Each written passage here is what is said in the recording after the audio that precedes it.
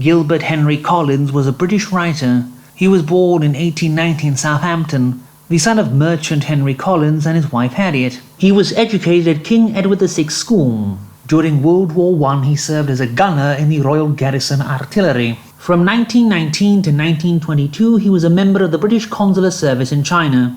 In 1937, he was sued along with his publisher for rewriting the manuscript of Harold Scarborough to publish his novel as Mystery in St. James Square. He was acquitted of any wrongdoing but would never publish anything afterwards. He died in 1960 in Paddington. We will review his 1925 The Starkenden Quest. Creighton is down on his luck in Yokohama after the floundering of his family fortune. When in a seedy bar he meets a strange, almost ape-like man named Abel Starkenden, who hires him and his school chum Gregory Hope to go on a mysterious expedition. Along the way they get introduced to Starkenden's daughter Mara, whom Hope falls in love with at once, just before she gets kidnapped by a man whose face she saw previously staring at her through the windows of her house and then disappearing without a trace. So she doubted he was even real. Starkenden explains the man who kidnapped her is Conyngham, a man who double-crossed him and his brother Felix when they were looking for a legendary gem field in Vietnam. Then Starkenden takes out an ancient compass and a luminous gem unlike any Creighton or Hope had ever seen,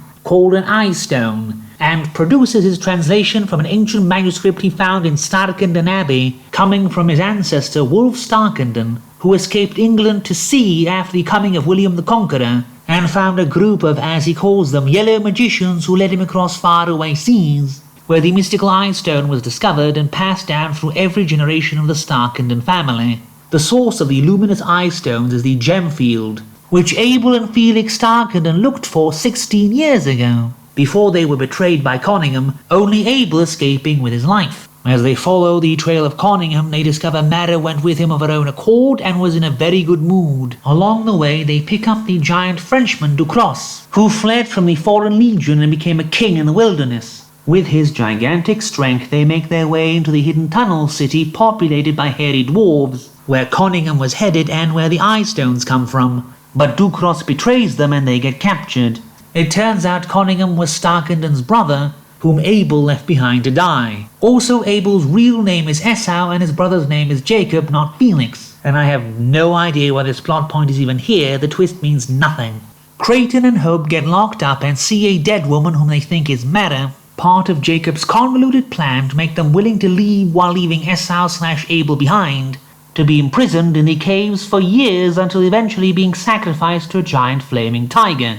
As the dwarfs keep kidnapping outsiders and burning them in a giant furnace to appease the river and stop it from flooding the tunnels and killing everyone. And Jacob wants his brother to experience that as punishment for abandoning him. His own daughter will doom Esau to death, as the wine of forgetting made her forget who she was, being made to replace the immortal Ageless One, a priestess fathered by Wulf Starkenden a millennia ago, and being kept forever young by the Undying One, the ageless mummy-like priest in control of the city since time immemorial. But somehow she still died, and Mara's resemblance to the Ageless One, whom we never see alive in the story, is how the Undying One plans to replace the dead priestess. All would go well for Jacob had he not betrayed Ducros, who wants to save his servant Simbok from also being sacrificed. With Ducros' help, Creighton and Hope are ready to fight back, but then they are faced with the Undying One. But Jacob accidentally shoots him dead 3 pages after he first shows up. This was the secret main antagonist of the entire novel. Mara also immediately comes to her senses. They fight their way back out, damming up the entrance to the city, so the flooding river water collides with the giant furnace and causes an explosion. Then Ducros asks Mara's forgiveness for wanting to leave her behind in the city and wanting to make her kill her own father, then makes Esau and Jacob make up and dies. Oh, incidentally, though Jacob killed the Undying One by accident, he was controlled by him the entire time and does not bear responsibility for anything he did. Need in it.